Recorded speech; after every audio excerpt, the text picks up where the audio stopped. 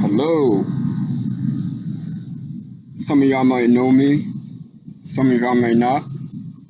My name is Christopher Brooks Lane, and I've been wanting to do something for a long time, and that's start up a YouTube channel, but I did not know where to start. Whether it's gaming, because I like Sonic and whatnot, and Pokemon, or if I wanted to do, skits and whatnot, that I'm not sure of. But regardless, whatever it is I wanted to do on YouTube, I've always wanted to do something on YouTube because YouTube has helped me in many times in my life.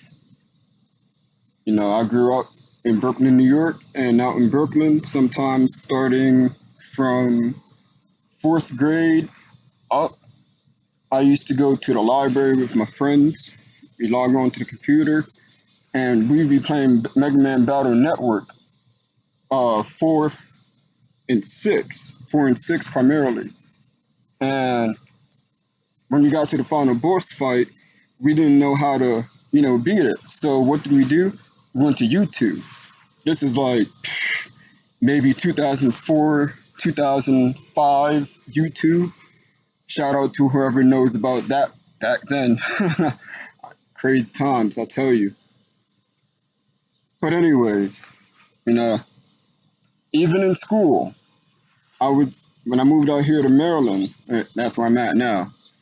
YouTube has helped me in school even. If I had to look something up, how to do a project for, let's say, English class. Well, first place I would go is YouTube, see what's out there.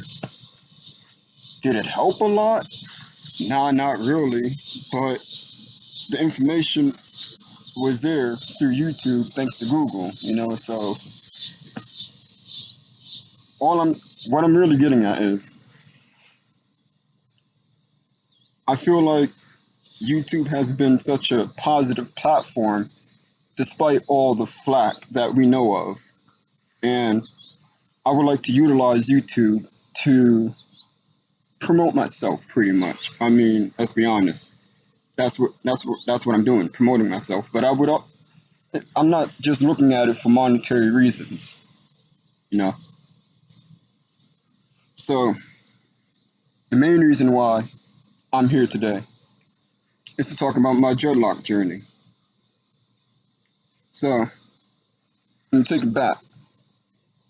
My grandmother, who is from St. Thomas Islands, she had dreadlocks all her life, or all my life, rather. And being that I've only seen her maybe 4, 5 times, 6 times max, I'm not even sure. I've always admired her dreadlocks, and her sons, my uncles, they've also had dreadlocks. So I've always questioned, why did they have dreadlocks? To myself, as a kid growing up, apparently I was always introverted, although I've always felt kind of extroverted. I guess that's the Aquarius side of me. The extroversion comes from being an Aquarius, but I'm introverted by nature. That's just who I am. That probably roots to my, my Libra or my Virgo in my charts. I don't know. But also might be a part of my Aquarius because Aquariuses, they like to hang out in the background, Although they can be eccentric and be out front. Yeah, that's what I was looking for. Not really extroverted, but eccentric. And that being of eccentric can make you seem as if you're extroverted, but when that energy passes, what's left?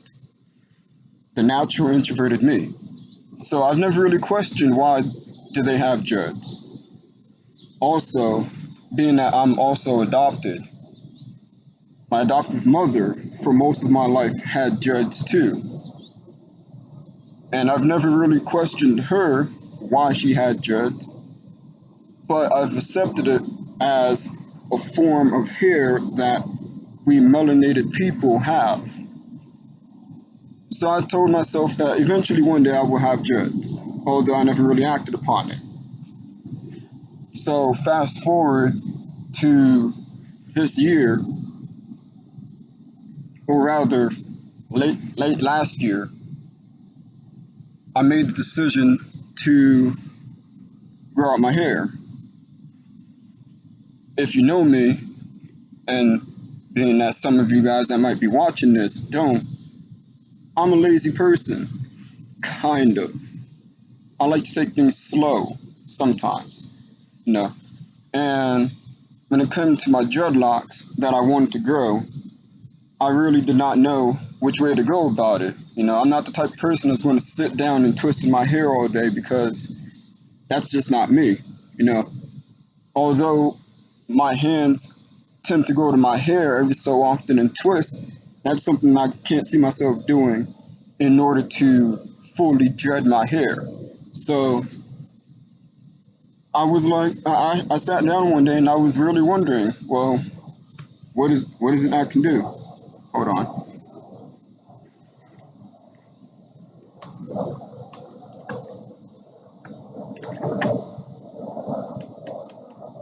Good old H2O, thank you.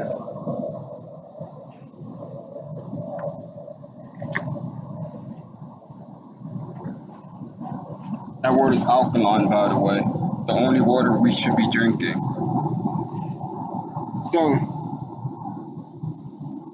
I didn't want to twist my hair, so I'm like, so how am I going to dread my hair without me twisting my hair? No, nor am I asking anyone to sit down and twist my hair either, because that's going to take time out of their day. And I'm not going to pay someone to do it because I don't want to pay nobody to do my hair and to come out the way I don't want it. I'd get it cut, because if they fuck it up, excuse my language, excuse me, if they mess it up, I'll just tell them, hey, cut it all off. I don't care. You know, I'll grow it back because that's how hair works. But I didn't want that either. So, got up one day, on one of my days off, and I got a haircut. You know, at the time I had a big old fro. It wasn't really big, not ginormous, because my hair after a certain point it starts to get really matted. So I told the barber, hey, I would like for you to take half of it off, please. And he started cutting. And as I'm sitting in a chair, I'm telling myself, and I'm also talking to the barber, but internally, I'm dialoguing that this is going to be my last haircut. I know this is going to be my last haircut because I don't want no. I want to grow my hair. I want to grow my hair. You know, I'm going to have dreadlocks. So, in order for me to get dreadlocks, I have to grow my hair. So, I told myself that was going to be the last haircut. So as I'm conversating with the barber, you know, we get into the whole kind of spiritual talk about not only are we melanated people straight from Africa, but we melanated people in America hold power that some other melanated people do not have, you know. So the moment I make mention towards that topic, we started getting to talk about 5%ers, you know, and kind of Pan-Africanism, although we stuck to the topic of 5%ers primarily. And we got into our roots, you know. Turns out he's from Panama, he's Panamanian, you know. And I'll tell you this right now, if you know any Panamanians, they do not age. Just like me. Although I don't know exactly who I am yet, but I'm gonna get to that. Hold that thought. So, find out that he's Panamanian, he's out from the island, and being that my mother's mother is from St. Thomas, my mother is also St. Thomian, and I'm St. Tommy by blood, you know, not so much by location, but by blood. So, but knowing that we melanated people are from Africa, we all originated from Africa. Every single melanated person, if you got brown in your skin, you originated from Africa. But thing is, we don't know where from. So my thing is, and has been for the past few years, because I've been going through this identity crisis of not only not knowing where my family's truly from, but I don't even know my father, you know? So I have half of the puzzle potentially solved. Well, at that time, it was a quarter. So I'm sitting there in the chair getting my hair cut, knowing that it's going to be my last haircut. And the barber goes over my hair this one time, zit, and a piece of hair falls onto my lap. Now, normally my hair can be kind of dry. My scalp can, well, my scalp can kind of dry because again, I'm lazy, or as I would like to put it, I'm low maintenance, you know. If I don't have to put on deodorant because I already smell pretty good, and knowing that I don't sweat a lot, I'm not going to put on deodorant. Crucify me, you know. Sometimes I don't even put on lotion. Why? Well, because again, it's all about what you eat, and it's all about what you shower with, the type of water you drink. Your health is your wealth. And also, I feel and I know a little bit from experience that if you eat and drink properly, your body would need less material things, man-made things to put on your body when you can just go to the earth, consume from the earth, and become like the earth and be healthy like the earth. You know, give thanks to the Most High. And so, back to the story. My hair wasn't dry at the time, just to let you guys know. So, the piece that fell on my lap was in the shape of Africa. That's not a coincidence. So, I'm looking at that piece and I'm admiring it because immediately I knew it looked like Africa. We all know what Africa looked like. You know, it's a big old continent, but it looked like a backwards P kind of, but then it got the little hook at the end, you know, where South Africa is. Madagascar didn't fall, unfortunately, but I had the whole motherland, basically. And I'm looking at it, and I told my barber, yo, look at this. Don't this look like Africa? He looks over and he agrees with me. It looks like Africa. That's a little bit undeniable. And I no longer believe in coincidences. Nothing happens by random. It's all in divine order. We just got to choose to see it. Got to choose to see it. So, correlating with the conversation that we've been having, also with the diet that I was trying to put myself in, and actually, I don't like using the word diet because diet means to die. It being me and you and die. Death. Done. Bye-bye. See you later. That's what that means. Diet. So instead, I'm trying my best, I'm not there yet, to incorporate the term lifestyle or way of life. You know? So, that being said, I'm trying to go vegan as well because I need to cleanse my body. I need to cleanse my body, you know? Cleansing the body, igniting the soul back up again so I can carry out what I was sent here for.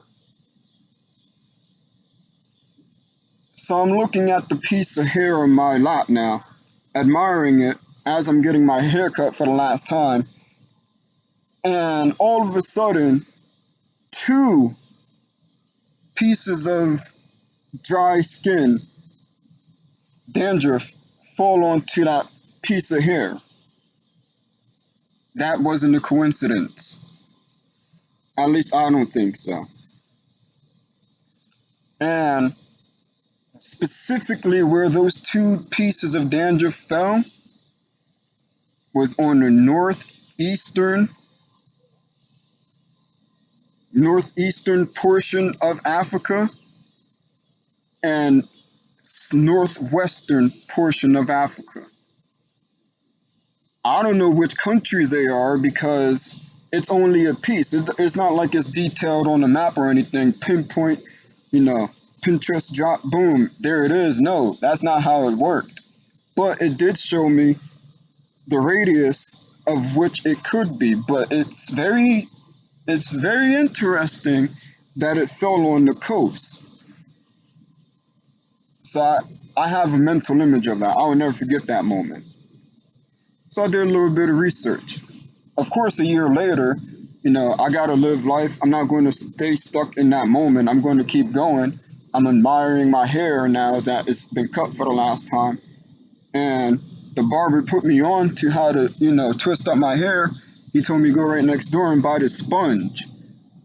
So the type of dreadlock journey I'm on is called the freeform dreadlock journey. And for those who don't know what freeform dreadlock journey is, I'll tell you right now. Basically, it's the natural way of letting your hair dread up. Although I use the sponge, 99% of it will be of no manipulation. Key word, no manipulation. Or key phrase, rather. That's the part of freedom. There are no puppet strings attached to how I made these dreadlocks form. There are no strings attached. None at all.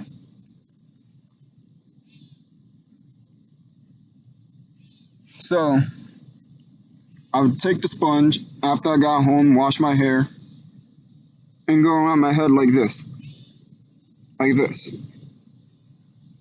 Do it weekly, daily, until you start seeing the coils. And then after that, you just wash and go. That's how my barber taught me how to do it. And up until then, he told me it was only for curls. But upon further research, on YouTube, I came across Gunther the Great, Zaylock 23, Nati Nation, and a few others. But those are the three that I know. Those are the three that I predominantly keep up with. Those three marvelous men on YouTube. If you're looking to grow your dreads, check them out. Zaylock 23, Gunther the Great, and Nati Nation. Those three YouTube channels. Check them out. They got good info on freeform dreadlocks and any form of dreadlocks. So, I came across Gunther the Great, and he reinforced the idea of using the sponge. So, I knew then I was on the right track. Then I came across Nati Nation, and he then showed, he has videos showcasing these people, whether it's his subscribers or celebrities even, who also are doing the freeform dreadlock movement or any type of dreadlock. He reviews them on his channel. Go check him out. And the particular video I saw was the one that he did about J. Cole. Now everybody knows J. Cole nowadays got dreadlocks, but it's not like he grew his hair out into an afro and then boom, he had dreadlocks one day after he woke up. Next time you see him, nah. He's been growing his hair out the natural way for years. Maybe 5 years, I think. So, I told myself, you know what? It seems like the freeform dreadlock is not only the move, but I feel that way is the right way because it correlated and it resonated in my soul. One of the things that I've been learning these last few years is that you have to follow what resonates in your soul. You know, if it doesn't resonate here, your heart center, if it doesn't resonate in your heart, don't do it. Don't do it. You'll regret it later. Follow your heart, people. And that's something that I came across while trying to figure out how to grow out my head into dreadlocks. So, since starting down the path, almost it's been a year. It's been a year now. It's been a year since last month since I've started growing up my hair, growing up my dreads, and they've come quite a way. Still got a long ways to go, but you know, yeah. See, you got a long way to go, but it's fine because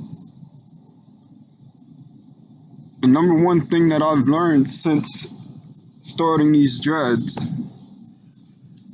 is patience. You know, my mother always told me that patience is a virtue. I would hear in church sometimes when I went, patience is a virtue. I would hear on the street, patience is a virtue. But not a single person has taught me exactly what patience is. You would just hear the phrase, patience is a virtue. Well, it's weird and maybe a shame, who knows, that it took me to grow my dreadlocks to learn how important patience is. But without patience, I wouldn't be where I am today right now. You know, without faith, without following what's in my heart, I wouldn't be where I am right now. And as long as I follow my heart, it'll take me past those skies. It will take me past the clouds. And it will take me to beyond, far beyond anyone has ever been. Or rather, far beyond they told us we wouldn't be. I'm gonna leave it at that for now. If anyone have any questions about my hair, any questions you might want to ask me about anything, you know, or if you just want to talk, chat up a little bit, I don't mind.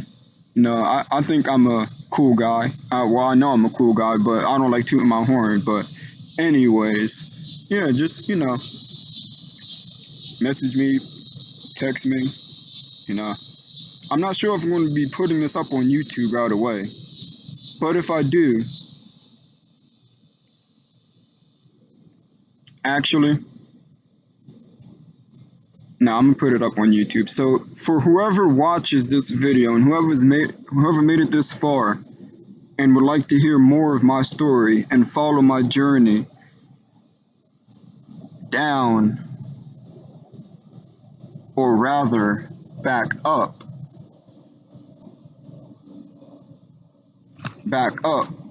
to the heart space, back up to the penile, and back up to the crown, and back up to the fifth.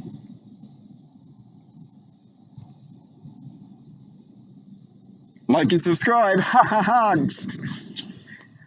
I don't necessarily like doing that, but hey, if this is your cup of tea, I might make some more videos. You know, feedback is always welcome, regardless what it is. And don't worry, if there's anything I said in this video that you feel like I've said wrong, go ahead, let me know. I'm open ears, open mind, you know. I won't fight you. There's no point in doing that nowadays. But yeah, it's my first video, and all I have to say is thank you. Peace.